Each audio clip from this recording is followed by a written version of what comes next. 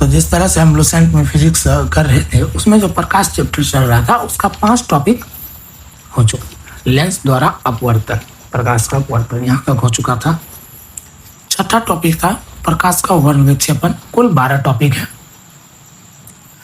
इसमें देखिए प्रकाश का वर्ण विक्षेपण के बारे में क्या दिया है कि जब सूर्य का प्रकाश प्रिज्म से होकर गुजरता है तो वह अपवर्तन के पश्चात प्रिज्म के आधार की ओर झुकने के साथ साथ विभिन्न रंगों के प्रकाश में बढ़ जाता है। इस प्रकार से प्राप्त रंगों के समूह के वर्णक्रम कहते हैं तथा श्वेत प्रकाश अपने अवयवी रंगों में विभक्त होने की क्रिया को वर्ण विक्षेपण कहते हैं। अब सूर्य के प्रकाश से प्राप्त रंगों में क्या होता है, बैंगनी का रंग विक्षेपण सबसे अधिक होता है और लाल रंग का सबसे कम होता है। अब रंगों के आधार पर ऊपर की और इस क्रम में है, सबसे पहले बैंगनी, फिर नील या जामुनी, आसमानी या नीला हो गया, हरा हो गया, पीला हो गया, नारंगी, लाल तथा रेड। इसको याद करने का है विव की ओर याद कर लीजिए। कलर कॉम्बिनेशन B4, वायलेट हो जाएगा I4, इंडिगो हो जाएगा B4, blue G4, green Y4, yellow O4, orange R4, red. अब इसके बारे में देखते हैं कि न्यूटन ने 1666 ईस्वी में पाया कि भिन्न भिन्न रंग भिन्न भिन्न कोणों से विक्षेपित होते हैं। वर्ण विक्षेपण किसी पारदर्शी पदार्थ में भिन्न भिन्न रंगों के प्रकाश से भिन्न भिन्न चाल से होने के कारण होता है। अतः किसी पदार्थ का अपवर्तनांक भिन्न भिन्न रंगों के प्रकाश के लिए भिन्न भिन्न होता है। पारदर्शी पदार्थ में जैसे जैसे प्रकाश के रंगों का अपवर्तनांक बढ़ता है वैसे वैसे उस पदार्थ की उसकी चाल कम हो जाती है।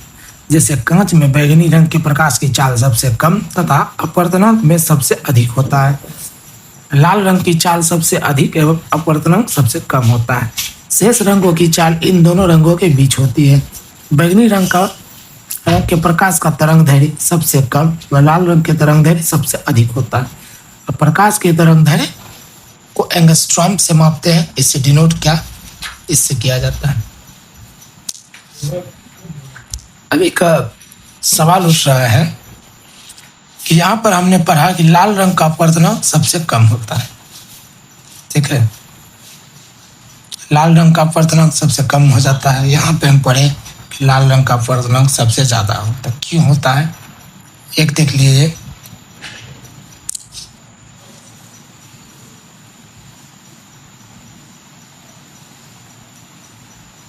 रंग देखिए, जैसे कांच में बैंगनी रंग के प्रकाश की चाल सबसे कम तथा अपवर्तनांक सबसे अधिक होता है। लाल रंग की चाल सबसे अधिक अपवर्तनांक कम होता है। कहाँ होता है, ये कांच में होता है। उसके बाद यहाँ क्या होता है, तरंगदैर्घ्य में होता है। वो अपवर्तनांक में होता है, तरंगदैर्घ्य में लाल रंग का ज़्यादा होता है और अपवर्तनांक कम होता है। फिर आ जाता है इंद्रधनुष। इंद्रधनुष सभी ने देखा होगा, 7 रंगों का वर्ण विक्षेपण होता है। कि देखिए, परावर्तन, पूर्ण आंतरिक परावर्तन तथा अपवर्तन द्वारा वर्ण विक्षेपण का सबसे अच्छा उदाहरण इंद्रधनुष है।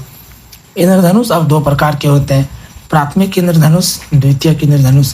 प्राथमिक इंद्रधनुष के बारे में हम सिर्फ नाम जानेंगे, एग्जाम से इसका कोई लेना देना नहीं है, इसको स्किप कर दीजिए। अब नोट कर लेंगे कि द्वितीयक इंद्रधनुष प्राथमिक इंद्रधनुष की अपेक्षा में कुछ धुंधला दिखलाई पड़ता है।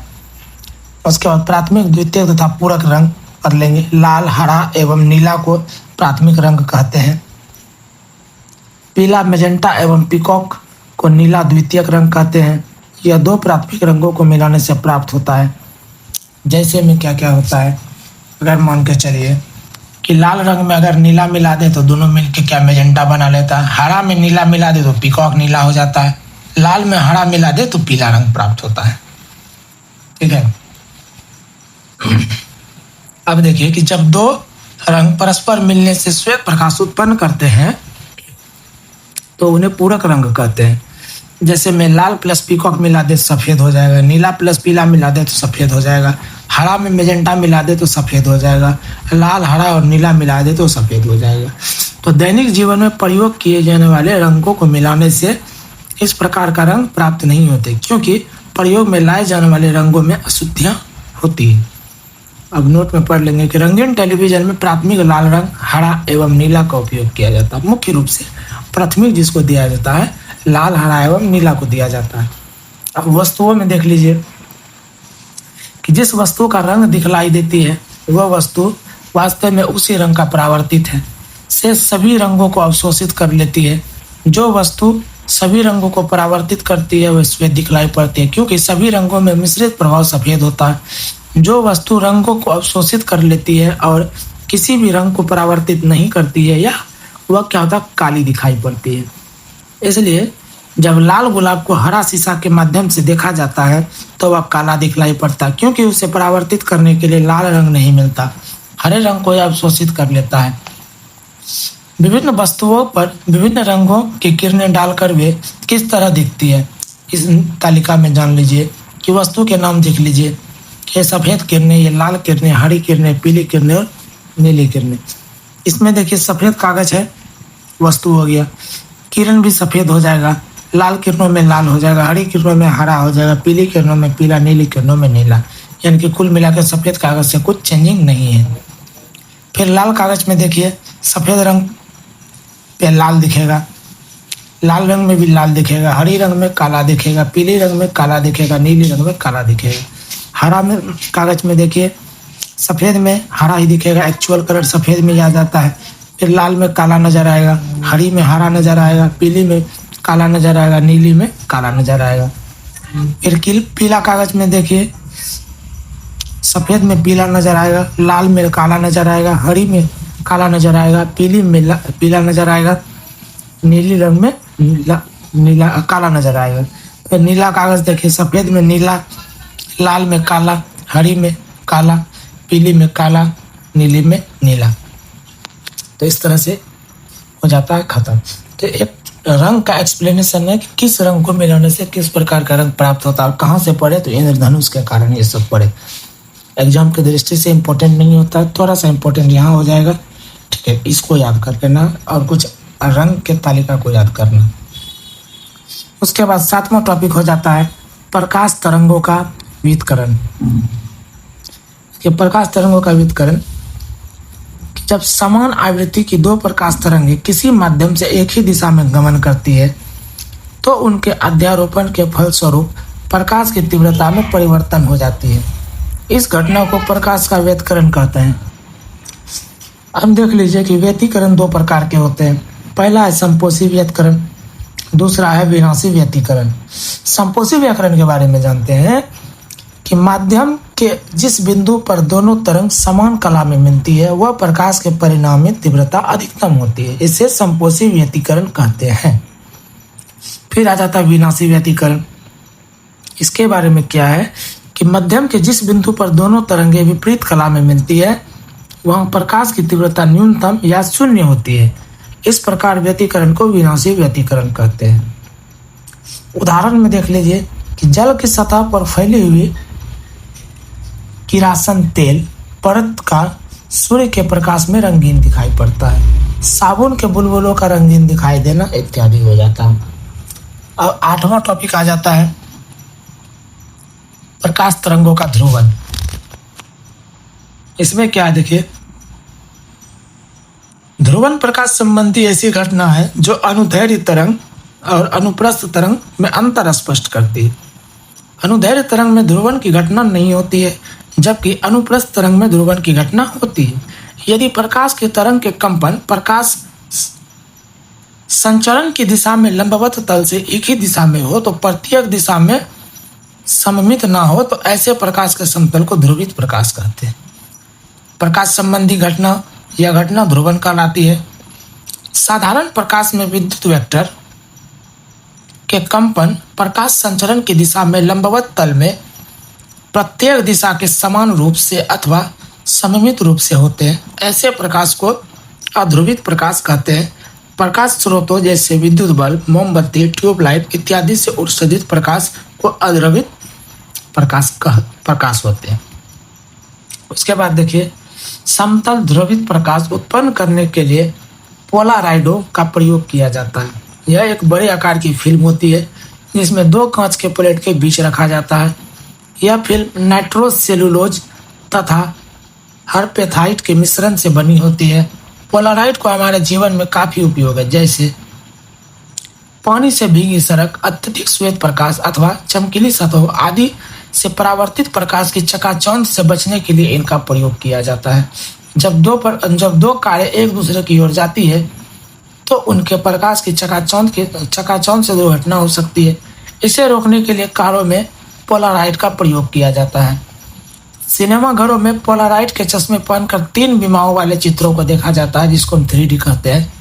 इस प्रकार फोटोग्राफी करने में, किसी विलयन में शर्करा की सांद्रता ज्ञात करने में, धातुओं के प्रकाशीय गुणों का अध्ययन करने में भी पोलराइडों का प्रयोग किया जाता है। उसके बाद है टॉपिक नंबर 9 है प्रकाश का विवर्तन। इसमें यदि किसी प्रकाश स्रोत व पर्दे के बीच कोई अपारदर्शी अवरोध रख दिया जाए तो हमें पर्दे पर अवरोध की स्पष्ट छाया दिखलाई पड़ती है। इससे स्पष्ट होता है कि प्रकाश का संचरण सीधी रेखा में होती है, लेकिन यह अवरोध का आकार बहुत छोटा हो तो प्रकाश अपने सरल रेखीय संचरण से हट जाता है। वह अवरोध के किनारों से मुड़कर छाया में प्रवेश कर जाता है। प्रकाश के इस प्रकार को अवरोध किनारों से थोड़ा मुड़कर उसकी छाया में प्रवेश करने की घटना को प्रकाश का विवर्तन कहते हैं। अविवर्तन के कारण अवरोध की छाया के किनारे तीक्ष्ण नहीं होते हैं। प्रकाश के विवर्तन के कारण ही दूरदर्शी में तारों का प्रतिबिंब तीक्ष्ण बिंदुओं पर दिखाई न देकर स्पष्ट धब्बों की तरह दिखाई देती है। प्रकाश का विवर्तन अवरोध के आकार पर निर्भर करता है। यदि अवरोध का आकार प्रकाश का तरंगदैर्घ्य की कोटि का है तो विवर्तन स्पष्ट होता है। यदि अवरोध का आकार प्रकाश के तरंगदैर्घ्य की तुलना में बहुत बड़ा हो तो विवर्तन उपेक्षणीय होगा। फिर प्रकाश का विवर्तन इसके तरंग प्रकृति की पुष्टि करता है। ध्वनि तरंगों की तरंगदैर्घ्य प्रकाश के तरंगदैर्घ्य की तुलना में सबसे अधिक होती है। ये लाइन इंपॉर्टेंट है। कथन निष्कर्ष का क्वेश्चन इसी टाइप से बनाया जाता है, तो ये इंपॉर्टेंट याद करना। इस कारण ध्वनि तरंगों में विवर्तन की घटना आसानी से देखने को मिलती है। ध्वनि तरंग अवरोधों पर आसानी से मुड़कर हमें सुनाई देती है, जबकि प्रकाश का तरंगदैर्घ्य हमारे जीवन उपयोगी वस्तुओं के आकार की तुलना में बहुत छोटी होती है, जिसके कारण हमें प्रकाश में विवर्तन की घटना साधारणतया देखने को मिलती है। उसके बाद आ जाता है प्रकाश का प्रकीर्णन। 10वां टॉपिक है। टॉपिक नंबर 11 और 12 थोड़ा सा लंबा है, तो इसको देखेंगे।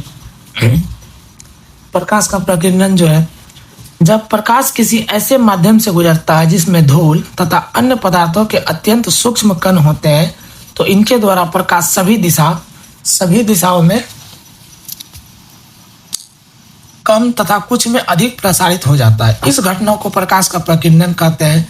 लॉर्ड रेले के अनुसार किसी रंग का प्रकीर्णन उसकी तरंगदैर्घ्य पर निर्भर करता है तथा जिस रंग के प्रकाश की तरंगदैर्घ्य सबसे कम होती है उस रंग का प्रकीर्णन सबसे अधिक होता है, और जिस रंग के प्रकाश की तरंगदैर्घ्य सबसे अधिक होती है उस रंग का प्रकीर्णन सबसे कम होता है। यही कारण है कि सूर्य के प्रकाश में बैंगनी रंग जिसकी तरंगदैर्घ्य सबसे कम होती है और प्रकीर्णन सबसे अधिक होती है, तथा लाल रंग जिसकी तरंगदैर्घ्य सबसे अधिक होती है प्रकीर्णन सबसे कम होती है। यहाँ भी पढ़ लिए हैं और इस चीज के बारे में यहाँ भी पढ़ लिए हैं, तो इस चीज को ध्यान में रखना है, इसको याद करना। बार बार टॉपिक हाईलाइट किया जा रहा है। उसके बाद है प्रकाश के प्रकीर्णन के उदाहरण देख लीजिए। प्रकाश के प्रकीर्णन के कई उदाहरण दैनिक जीवन में देखने को मिलते हैं। उनमें से पहला हो जाता है कि आकाश का रंग सूर्य के प्रकाश के प्रकीर्णन के कारण नीला दिखाई देता है। जब सूर्य का प्रकाश, जो कि विभिन्न रंगों का मिश्रण है, वायुमंडल से होकर गुजरता है तो वायु में उपस्थित विभिन्न अणुओं, धूल एवं धुएं के कणों द्वारा इसका प्रकीर्णन हो जाता है। दिन के समय जब सूर्य प्रकाश आकाश में मनुष्य के सिर के ऊपर होता है तब उस समय सूर्य सीधा आकाश में मनुष्य के सिर ऊपर होता है तो मनुष्य केवल प्रकीर्णित प्रकाश ही देख पाता है। चूंकि बैंगनी रंग का प्रकीर्णन सबसे अधिक व लाल रंग का सबसे कम होता है, अतः प्रकीर्णित प्रकाश में मिश्रित रंग हल्का नीला होता है। इसी कारण आकाश नीला दिखाई पड़ता है। अब आ जाता है उगते व डूबते समय प्रकीर्णन के कारण ही लाल दिखाई देता है। जब सूर्य उगता है या डूबता है तो उसके प्रकाश को हम तक पहुंचने में वायुमंडल के धूल आदि कणों से होकर गुजरना होता है। अधिक दूरी तय करनी पड़ती है, जिससे इसका कणों का प्रकीर्णन हो जाता है। क्योंकि अन्य रंग की तुलना में लाल रंग का प्रकाश में प्रकीर्णन सबसे कम होता है, तो हम तक पहुंचने वाले प्रकाश में लाल रंग का आधिक्य रहता है, जिस कारण सूर्य उगते व डूबते समय लाल दिखाई देता है। जब सूर्य दिन के समय सिर के ऊपर होता है तो प्रकाश को वायुमंडल में कम दूरी तय करनी पड़ती है, जिससे प्रकीर्णन कम होता है व सूर्य सफेद दिखाई पड़ता है। अब समुद्र का पानी भी प्रकीर्णन के कारण नीला दिखाई देता है। जैसे नोट में देखिए कि जब अंतरिक्ष यात्री चंद्रमा के तल पर खड़े होते हैं तो वहां से आकाश इन्हें काला दिखाई देता है।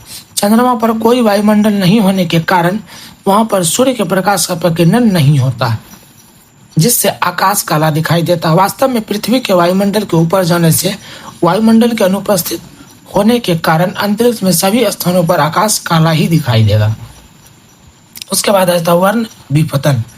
जब श्वेत प्रकाश से लेंस द्वारा किसी वस्तु का प्रतिबिंब बनाते हैं तो प्रतिबिंब प्रायः रंगीन व स्पष्ट होता है। लेंस द्वारा उत्पन्न प्रतिबिंब के इस शेष दोष को वर्ण विपतन कहते हैं।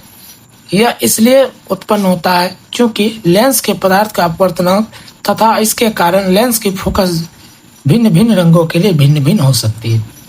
उसके बाद है मानव नेत्र। उसके बाद है प्रकाशीय यंत्र, यानी कि थोड़ा सा लंबा है, लगभग 4 पेज अभी भी है। इस तरह से इसको एक्सप्लेन करेंगे कि हमें समझ में आ जाए। जिस तरह से लाइन बाय लाइन कर रहे हैं तो ज़्यादा कुछ करने की ज़रूरत नहीं है। जो हाईलाइट है उसको बार बार पढ़ना है, 2-3 बार पढ़ना है।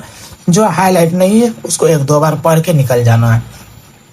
बिल्कुल टॉपर जैसे करते हैं, उन्हें पता होता है 100 क्वेश्चन अगर पूछा जाएगा तो 20 क्वेश्चन कहाँ से बनेंगे, 80 क्वेश्चन कहाँ से बनेंगे।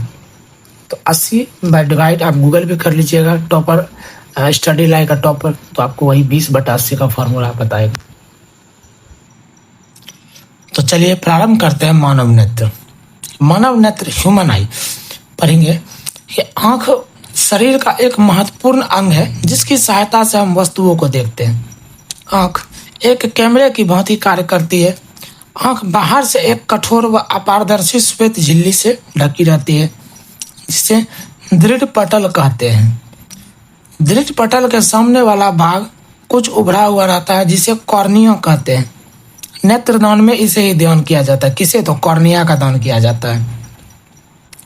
आंख में प्रकाश कॉर्निया से होकर ही प्रवेश करती है। कॉर्निया के पीछे एक रंगीन अपारदर्शी झिल्ली का पर्दा होता है, जिसे परितारिका या आइरिस कहते हैं। आइरिस के बीच एक छेद होता है जिसे आंख की पुतली अथवा नेत्र तारा कहते हैं। आइरिस का कार्य आंख में जाने वाले प्रकाश की मात्रा को नियंत्रित करना होता है। ठीक है, कि आपके आंख में कितना प्रकाश जा रहा है, कितना जाना चाहिए, उसको नियंत्रित करना होता है। किसका काम? आइरिस का काम। उसके बाद है अधिक प्रकाश में यह स्वतः सिकुड़कर छोटा हो जाता है तथा अंधेरे या कम प्रकाश में स्वतः फैल जाता है।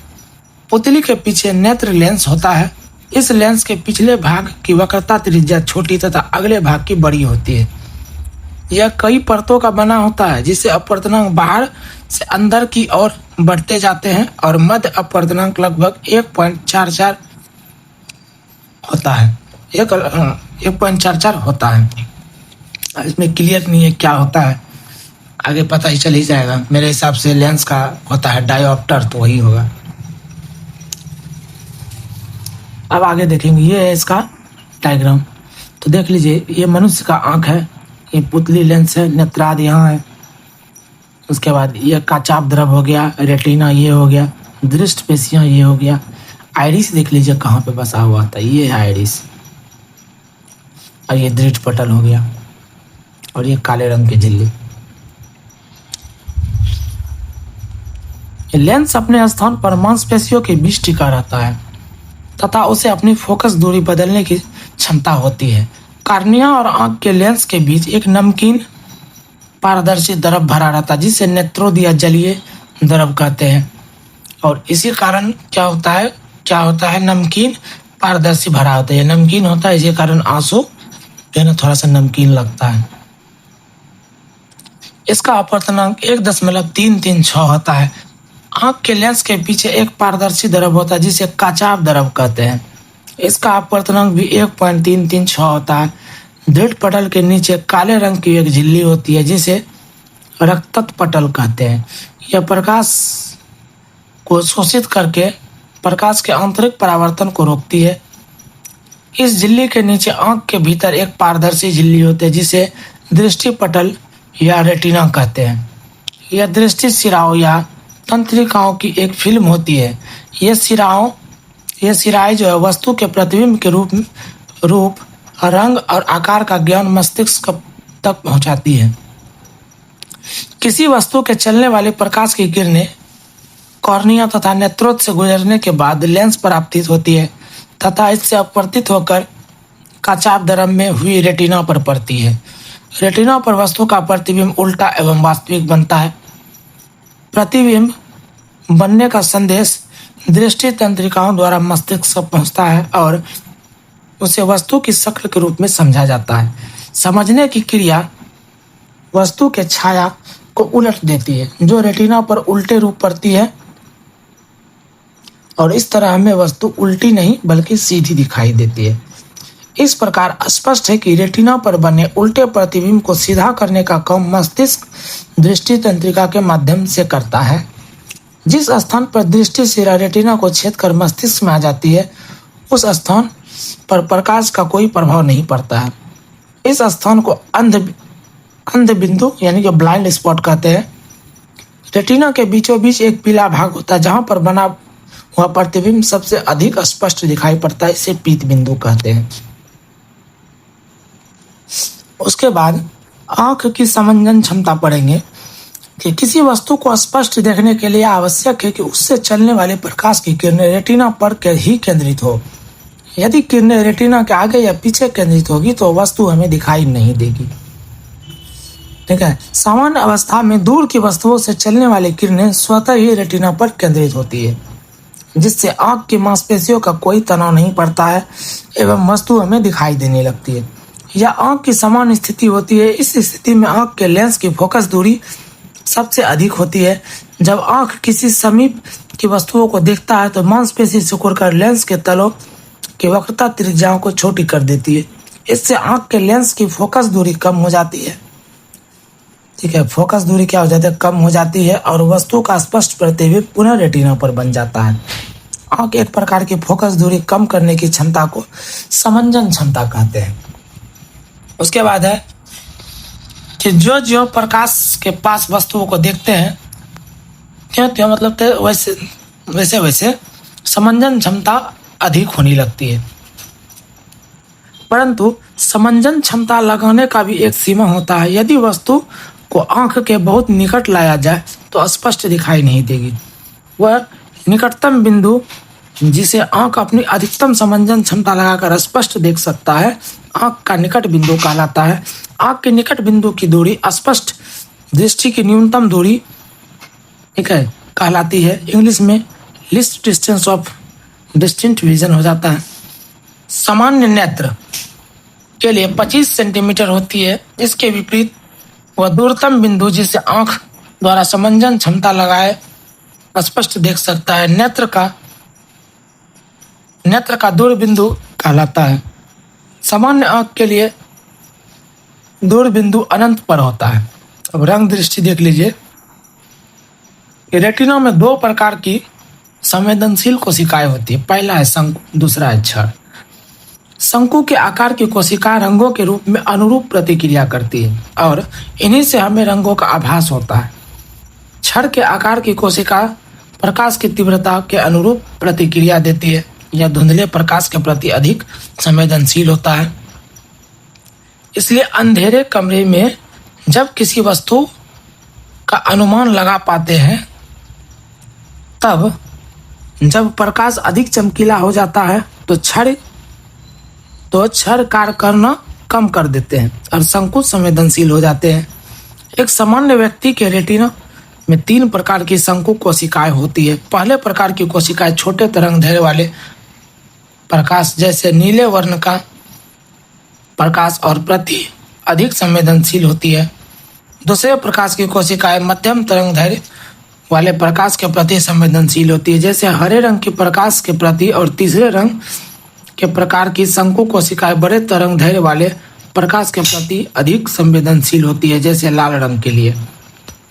उसके बाद है वर्ण अनुकूलन, कि यदि किसी चमकीले रंगीन कागज को आधा ढक दिया जाए और खुले भाग को लगातार 30 सेकंड तक देखने के बाद ढके हुए आधे भाग को हटाकर देखा जाए तो पहले वाला भाग बाद वाले भाग की तुलना में कम चमकीली दिखाई देती है। इस घटना को वर्ण अनुकूलन कहते हैं।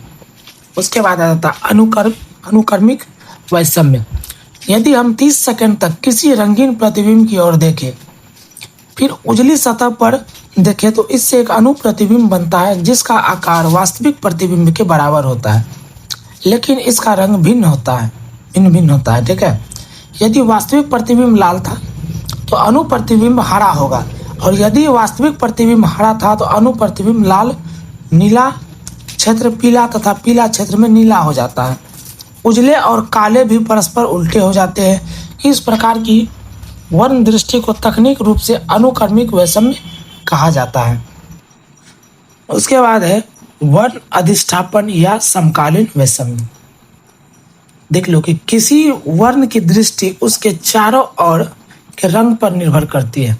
यदि हम एक ही रंग के विभिन्न पृष्ठीय रंगों के ऊपर रख कर देखें तो वह प्रत्येक बार भिन्न भिन्न दिखेगा। यदि किसी रंग को किसी गहरे एवं पृष्ठभूमि वाले तल पर रखकर देखा जाता है तो वह हल्का दिखाई देता है, जबकि उसी रंग को हल्के रंग में पृष्ठभूमि वाले तल पर रखकर देखने से वह गहरे रंग का दिखाई देता है। रंगों के दिखाई देने में इस अपेक्षित अंतर में वर्ण अधिष्ठापन या समकालिक वैषम्य कहते हैं। फिर आ जाता प्रेत वर्ण, कि कभी कभी हम उन क्षेत्रों में रंगों को देख सकते हैं जहां केवल उजले और काले क्षेत्र होते हैं। ऐसे रंगों को प्रेत वर्ण कहा जाता है। इन्हें किसी श्वेत श्याम टीवी यानी कि ब्लैक एंड व्हाइट टीवी जो होता था, ठीक है, पर कभी कभी तस्वीर को द्वित गति के कारण ही देखा जा सकता है। उसके बाद आ जाता है दृष्टिकोश। दृष्टिकोश में एक सामान्य व्यक्ति में स्पष्ट दृष्टि की न्यूनतम दूरी 25 सेंटीमीटर होती है। ठीक है, तो यहाँ तक समझ गए। इसका कारण आंख की लेंस में उत्पन्न गड़बड़ी से होती है और ये कई दृष्टि दोष उत्पन्न होते हैं। और दृष्टि दोष के लिए 25 सेंटीमीटर जो है कि होना चाहिए, रेटिना पर फोकस कर सकता है। उम्र बढ़ने या घटने के कारण, बढ़ने के घटता तो नहीं है, उम्र के कारण आंख की क्षमता कम या समाप्त हो जाती है। इसका कारण आंख की लेंस में उत्पन्न गड़बड़ी होती है। इससे कई प्रकार का दृष्टि दोष। फिर दृष्टि दोष के प्रकार आ जाता है। तो पहला है निकट दृष्टि दोष। निकट दृष्टि दोष में सबसे पहले जान लीजिए कि इसका जो मरीज होता है, ठीक है, नजदीक की वस्तुएं देख लेता है परंतु दूर स्थित वस्तु नहीं देख पाता है। ये निकट दृष्टि दोष का लक्षण है, बाकी इसको कुछ नहीं समझना। इसका कारण देख लीजिए कि लेंस की गोलाई बढ़ जाती है, लेंस की फोकस दूरी घट जाती है, लेंस की क्षमता बढ़ जाती है। ये तीनों कथन कारण बना देगा। ठीक है, ये तीनों कथन कारण बना देगा, इसको पढ़ लीजिए। इसके बाद इस कारण वस्तु का प्रतिबिंब रेटिना पर न बनकर रेटिना की आगे बन जाता है। ठीक, इसको भी पढ़ लेना है। अब रोग का निवारण देखिए। निकट दृष्टि दोष के निवारण के लिए उपयुक्त फोकस दूरी के अवतल लेंस का प्रयोग किया जाता है। फोकस दूरी के अवतल लेंस का प्रयोग किया जाता है। ठीक है, इस तरह से ये हो गया रेटिना। ठीक है, ये निकट दृष्टि दोष और इसका ये उपचार हो गया। अब उसके बाद आता है दूर दृष्टि दोष। इसमें क्या होता है, इस रोग से ग्रसित व्यक्ति दूर की वस्तु दिखलाई पड़ती है परंतु निकट की वस्तु दिखलाई नहीं पड़ती है। ठीक है, इसको निकट की वस्तु दिखलाई नहीं पड़ती है, इसको दूर की वस्तु दिखलाई नहीं पड़ती है। तो ये दूर दृष्टि दोष का लक्षण है कि इससे ग्रसित रोग को नजदीक की वस्तु दिखलाई नहीं पड़ती है लेकिन दूर की वस्तु दिखलाई पड़ जाती है। ठीक है, देख लीजिए, दूर की वस्तु दिखलाई पड़ती है लेकिन निकट की वस्तु दिखलाई नहीं पड़ती है। अब इसका कारण क्या है कि लेंस की गोलाई कम हो जाती है, लेंस की फोकस दूरी बढ़ जाती है और लेंस की क्षमता घट जाती है। अब इस रोग में निकट के वस्तु का प्रतिबिंब रेटिना के पीछे बनता है। अब रोग का निवारण देखो। इस दोष के निवारण के लिए उपयुक्त फोकस दूरी के उत्तल लेंस का प्रयोग किया जाता है। ठीक है, क्या प्रयोग किया जाता है? उत्तल लेंस का प्रयोग किया जाता है। और यहाँ पे कौन सा लेंस बताया था? लेंस के इस कारण प्रतिबिंब रेटिना बंधन निवारण के लिए फोकस दूरी पर अवतल लेंस, यानी कि दृष्टि दोष, निकट दृष्टि दोष में अवतल लेंस, दो दृष्टि दोष में उत्तल लेंस।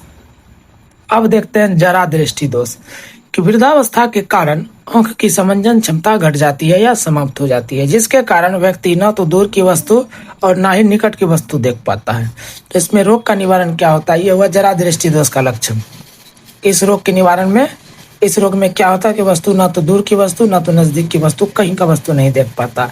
अब इसका निवारण क्या होगा कि इस रोग के निवारण के लिए द्विफोकसी लेंस, ठीक है, द्विफोकसी लेंस का उपयोग किया जाता है।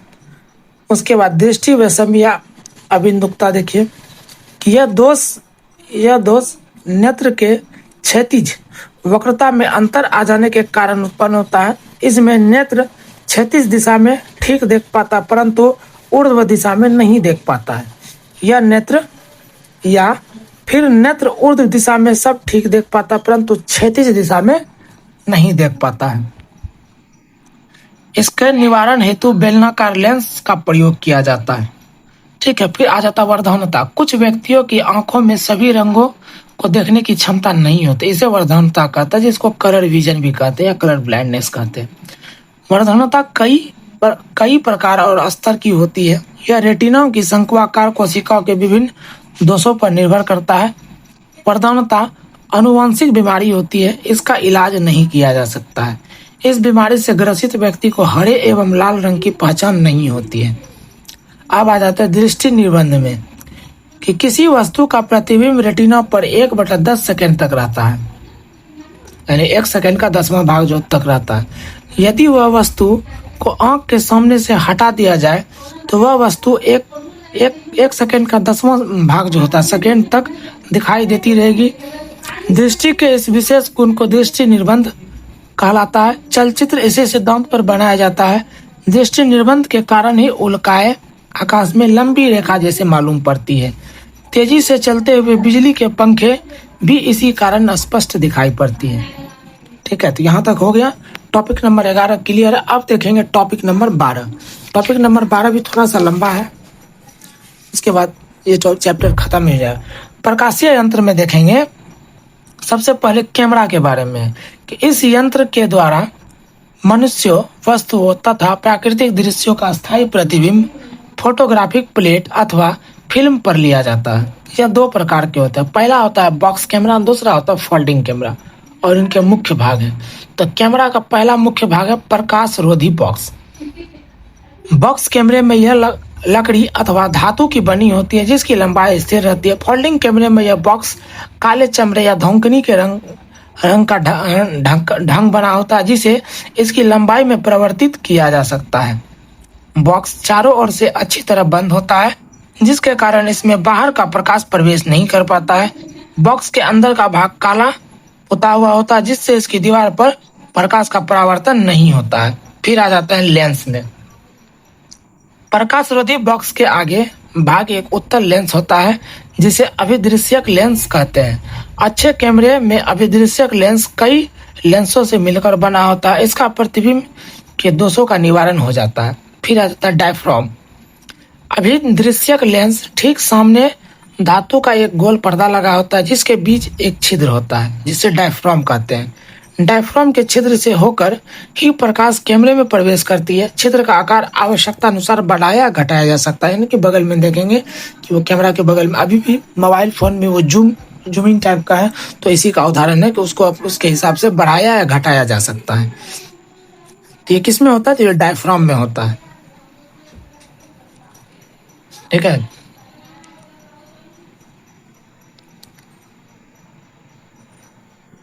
उसके बाद आते शटर में।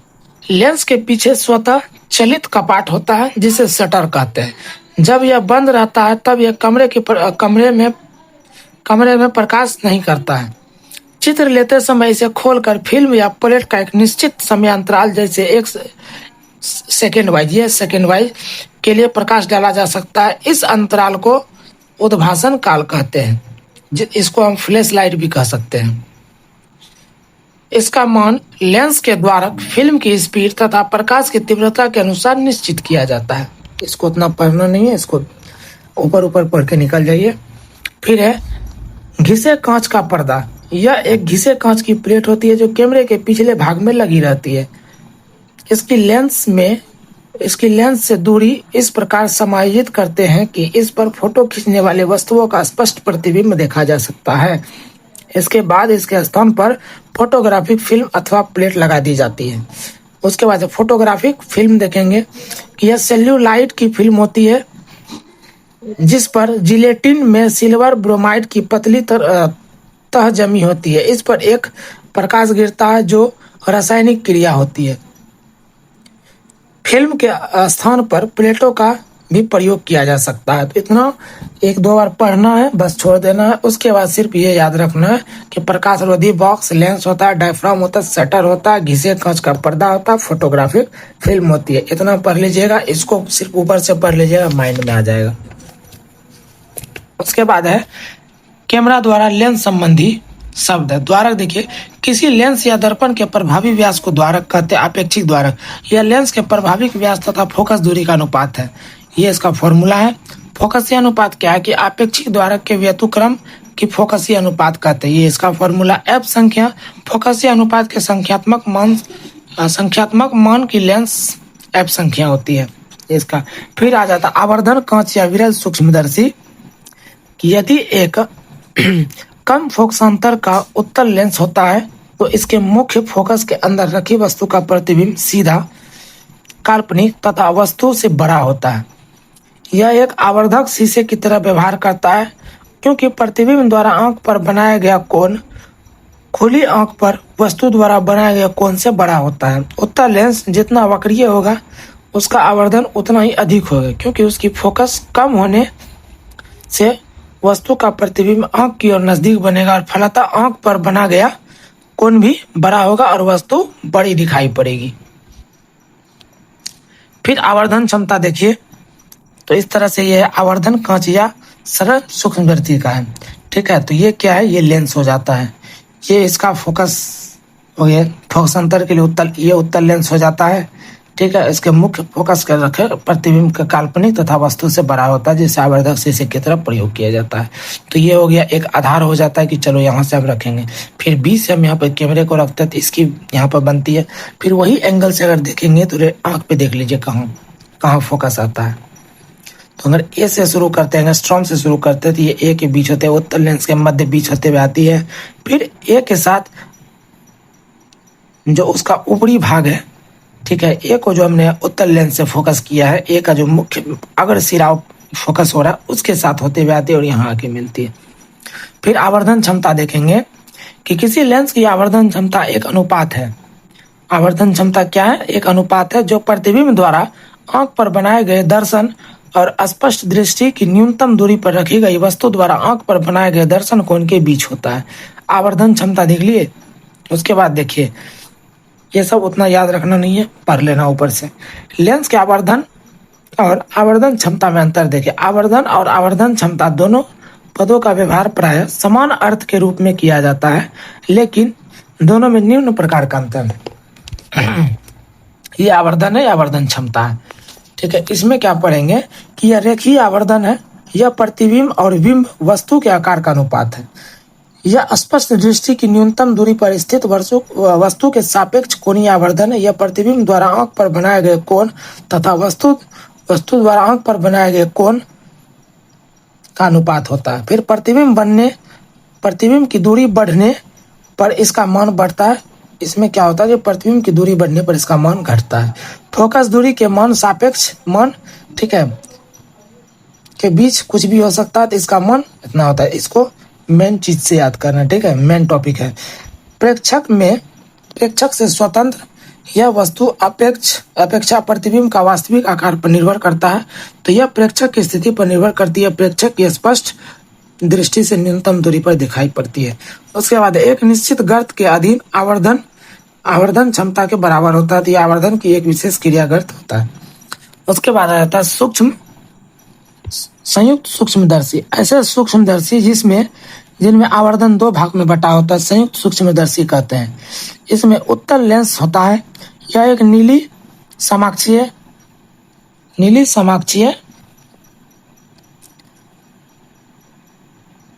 लगे रहते हैं। इसमें वस्तु के समीप रहने वाला लेंस को अभिदृश्यक लेंस और आंख के समीप रहने वाला लेंस को नेत्रिका लेंस कहते हैं।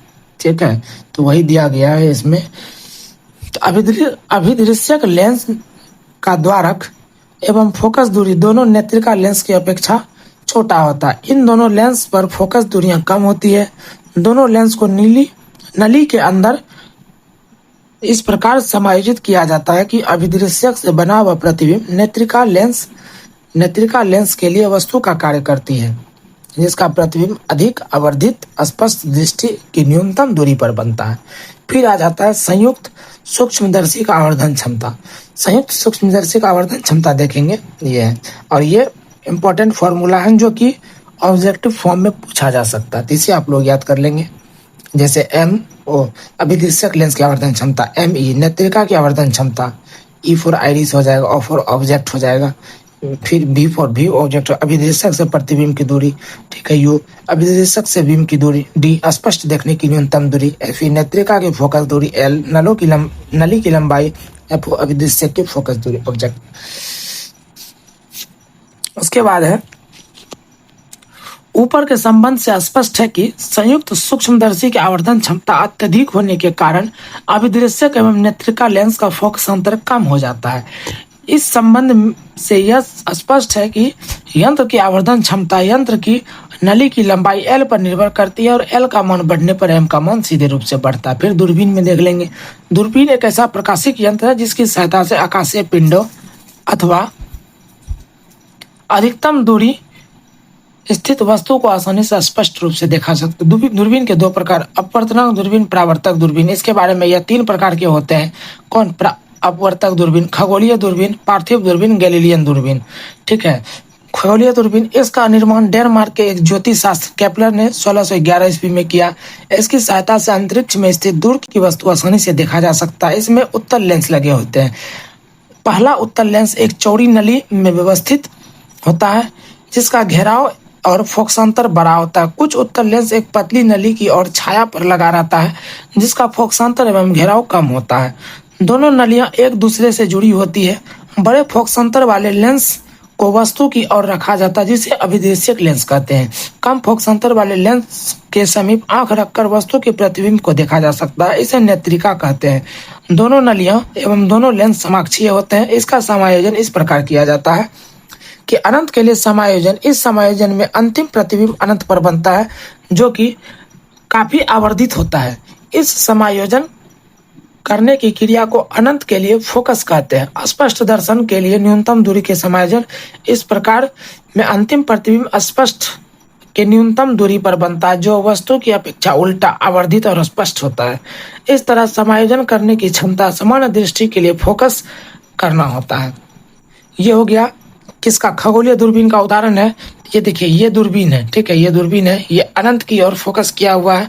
तो यहाँ पर हम नेत्रिका को लगाते हैं, यहाँ पर अभिदृश्यक को लगाते हैं। तो हमने आपको बता दिया कि नेत्रिका का उपयोग कहाँ होता है, फोकस का उपयोग कहाँ होता है। तो देख लीजिए कि नेत्रिका दोनों नलियां एवं दोनों के लेंस के समाक्षीय होता है। इसका समायोजन 2 प्रकार से किया जाता है। तो यहाँ पर नेत्रिका प्रयोग किया गया है, ठीक है। और इसमें इसको एक्सप्लेनेशन में पढ़ेंगे। दूसरा उत्तल लेंस एक पतली नली के छोर पर लगा रहता है जिससे फोकसांतर एवं घेराव कम होता है। दोनों नलियां एक दूसरे से जुड़ी होती है, ठीक है।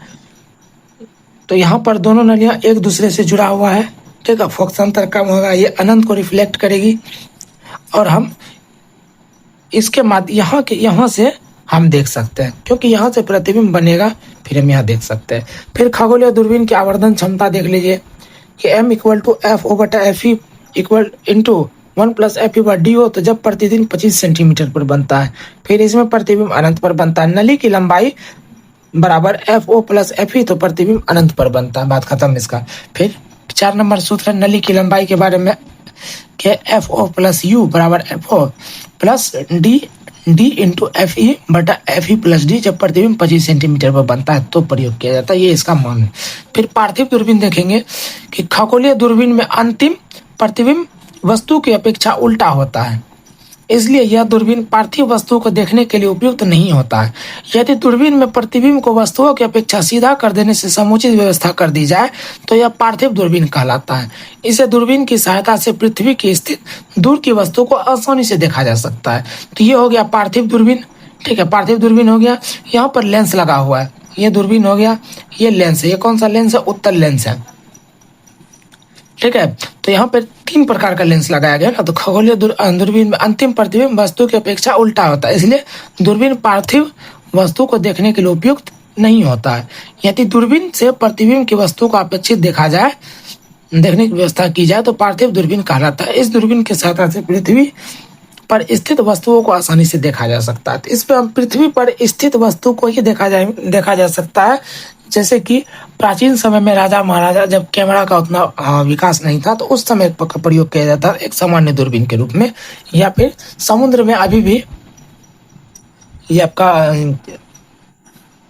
नेवी सब उपयोग करता है, नाविक सब उपयोग करता है। उसके बाद इसके लिए इसका क्षमता देख लीजिए। तो सब कुछ का मान आपको हम बता दिए, सब कुछ का मान दिया हुआ है, सिर्फ फॉर्मूला एक एक दो बार पढ़ लेना है। फिर आ जाता है गैलीलियन दूरबीन। अब इसका निर्माण, अब याद करने की ट्रिक है, गैलीलियन का निर्माण गैलीलियो ने किया था। इसका निर्माण गैलीलियो ने सन 1609 ईस्वी में किया था। इसमें प्रतिबिंब हमेशा वस्तु के सापेक्ष सीधा बनता है। इसमें अभिदृश्य के रूप में बड़े फोकसांतर तथा बड़े घेरा का उत्तल लेंस एवं नेत्रिका के रूप में छोटे फोकसांतर एवं घेरा का अवतल लेंस लगा होता है। इसका भी समायोजन दोनों प्रकार से होता है। अब इसमें देख लीजिए, इसका प्रतिबिंब हमेशा वस्तु के सापेक्ष सीधा बनता है, ठीक है। अब इसमें क्या बनेगा? हमेशा सीधा बनेगा। और इसमें अभिदृश्यक लेंस के रूप में दो बड़े फोकसांतर के रूप में बड़े फोकसांतर तथा बड़े घेरा में उत्तल लेंस और नेत्रिका के रूप में छोटे फोकसांतर तथा छोटे घेरा अवतल लेंस लगा हुआ होता है, ठीक है। तो ये फोकसांतर हुआ, इसमें नेत्रिका भी लगा होता है, अवतल लेंस भी लगा होता है, ये फोकसांतर हो गया, ठीक है। उसके बाद यहाँ से देखा जाए तो अनंत पर इसका भी बनती है, गैलीलियन दूरबीन होता है। फिर ये इसका गैलीलियन दूरबीन की आवर्धन क्षमता हो गई, ये इसका मान दिया हुआ है m बराबर FO बटा FE। जब प्रतिबिंब अनंत पर बनता है तो ये फॉर्मूला लगेगा m इक्वल टू FO बटा FE into 1 minus FE by D। जब प्रतिबिंब स्पष्ट दर्शन की न्यूनतम दूरी पर बनता हो। नली पर लंबाई बराबर FO माइनस FE तब प्रतिबिंब अनंत पर बनता है। और नली की लंबाई बराबर FO minus U equal to FO minus FE into D by D minus FE तब प्रतिबिंब 25 सेंटीमीटर की दूरी पर बनता है। तो इस तरह से खत्म हो गया। और 5वां चैप्टर है विद्युत। विद्युत भी थोड़ा सा बड़ा चैप्टर है, इसमें से 7-8 टॉपिक है, लेकिन कोशिश करेंगे कि एक वीडियो में खत्म करने का, ठीक है। और जिस तरह से अब NCERT को भी धीरे धीरे स्टार्ट करने का कोशिश करेंगे। ज्योग्राफी में NCERT 6 क्लास का 5वां चैप्टर तक संभवतः चला गया है। एक चैप्टर के बाद 6 क्लास का NCERT खत्म हो जाएगा। लूसेंट भी चलाएंगे और NCERT भी साथ में लेके चलेंगे। और NCERT से हम सिर्फ अभी साइंस पेपर कवर कर रहे हैं। लूसेंट से हम NCERT से हम आर्ट्स पेपर कवर कर रहे हैं अभी, और लूसेंट से हम साइंस पेपर कवर कर रहे हैं। और जब ये दोनों कवर हो जाएगा तो हम फिर इसको उल्टा कर देंगे, एक बार लूसेंट से आर्ट्स पेपर करेंगे, साथ में आर्ट्स पेपर करते हुए करंट अफेयर लेके चलेंगे, उसके बाद मैथ लेके चलेंगे। जो होगा एक एक दिन डिवाइड वाइज करके लेके चलेंगे, एकदम व्यवस्थित ढंग से लेके चलेंगे, ठीक है। तो इसी के साथ कुछ क्वेश्चन रिवीजन भी इसका हो जाए, होना ही चाहिए। तो चलिए देखते हैं कि प्रकाश तंतु किस सिद्धांत पर कार्य करती है। तो पूर्ण आंतरिक परावर्तन पर। उसके बाद मृग मरीज का किसका उदाहरण है? तो प्रकाश के पूर्ण आंतरिक परावर्तन का उदाहरण है, जो कि ये राजस्थान में होता है, सॉरी ये रेगिस्तान में होता है, ठीक है, रेगिस्तान में होता है। प्रकाश तरंगों के वायु से कांच में जाने पर उनके कौन सा गुण प्रभावित होता है? तरंग दैर्घ्य और वेग प्रभावित होता है। जब प्रकाश एक माध्यम से दूसरे माध्यम में प्रवेश करता है तो उसकी आवृत्ति अपवर्तित रहती है। निर्वात में प्रकाश की गति कितनी होती है? तो -3 × 10⁸ मीटर सेकेंड होती है।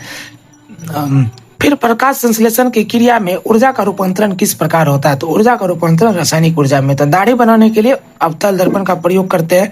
प्रकाश सजावट के लिए विसर्जन लैंप किस गैस का प्रयोग किया? तो नियॉन का प्रयोग किए थे।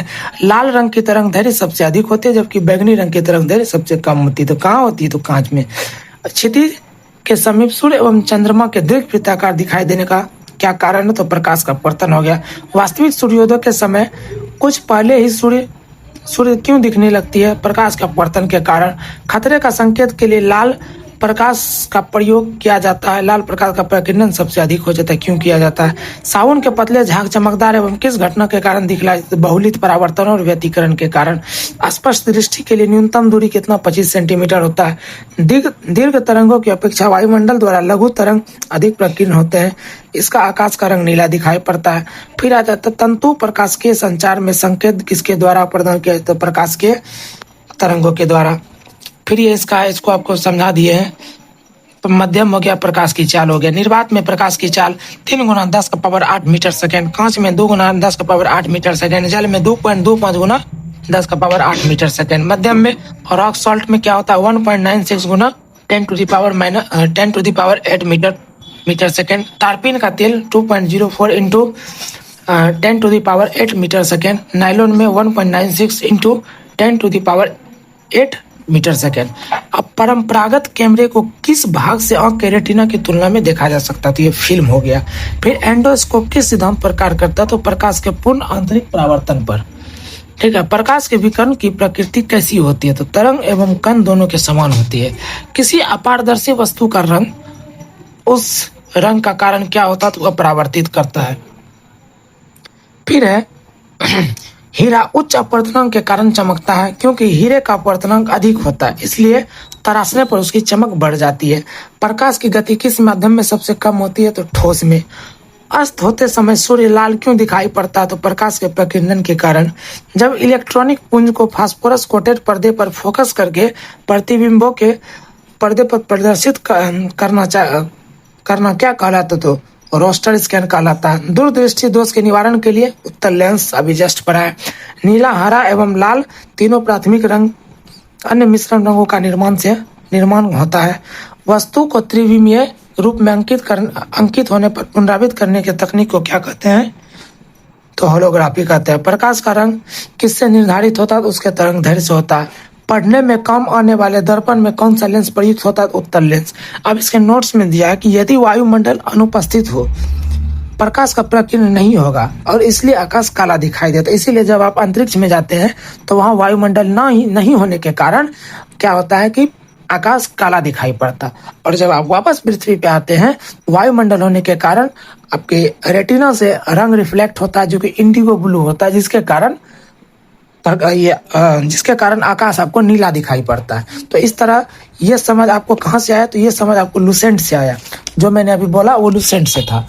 अब इसमें दूसरा क्या है कि दूरदर्शन के संकेत एक निश्चित दूरी के लिए क्यों नहीं मिल पाते हैं? तो पृथ्वी की सतह वक्राकार होने के कारण। तो जैसे मैंने बताया कि दूरदर्शन यानी कि श्वेत श्याम टीवी जो होता है दूरदर्शन को पकड़ने के लिए जो होता है श्वेत श्याम टीवी एक निश्चित दूरी सपोज दैट यहाँ से चली, ठीक है, निश्चित दूरी पे क्यों नहीं मिल पाता है? तो चूंकि सिग्नल हमेशा इस फॉर्म में आता है, वो सीधी रेखा में नहीं आता। सीधी रेखा में सिर्फ प्रकाश गमन करती है, लेकिन सिग्नल आप हॉस्पिटल में अक्सर देखते होंगे कि ईसीजी जो मशीन है उसमें भी सिग्नल इस तरह कार्य करता है, जिस तरह भी हमने लुसेंट में इसका उदाहरण पढ़ा था। उसके बाद देखेंगे कि दूरदर्शन प्रसारण में श्रव्य संकेतों का प्रेषण के लिए किस तकनीक का उपयोग किया जाता है? आवृत्ति मंडुलन का उपयोग किया जाता है।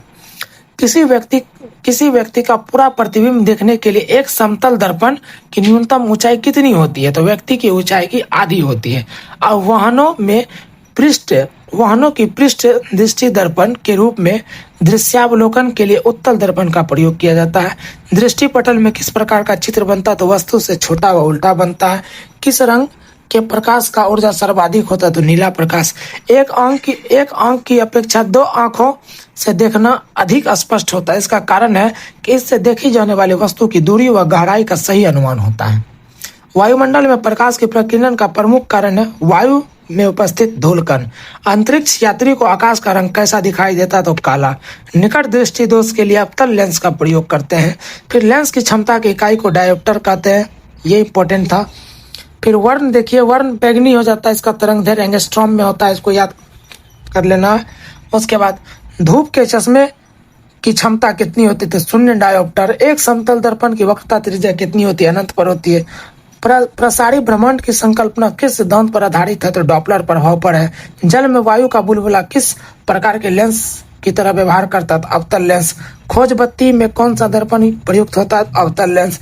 रमन प्रभाव का संबंध किस प्रकार की किरणों से है? तो सभी पारदर्शी माध्यम की किरणों से है। ध्वनि का पुनरुत्पादन के लिए सीडी वो ऑडियो प्लेयर के लिए प्रयुक्त होता है? तो लेजर बीम। जब दो समांतर समतल दर्पण के मध्य कोई वस्तु रख दी जाती है तो उस पर अनंत प्रतिबिंब बनते हैं। जब लाल, नीले तथा हरे प्रकाश का पुंज एक स्थान पर पड़ता है तो प्रकाश का रंग कैसा प्रतीत होता है? सफेद। मानव आंख का दृश्य किस तरंगदैर्घ्य के लिए सर्वाधिक सुग्राही होता है? तो 5500 एंगस्ट्रॉम। 5500 एंगस्ट्रॉम। तो इसको भी पढ़ना, ठीक है। सूर्य के प्रकाश को पृथ्वी तक पहुंचने में 8.5 मिनट लगता है, संभवतः 8 मिनट 20 सेकेंड।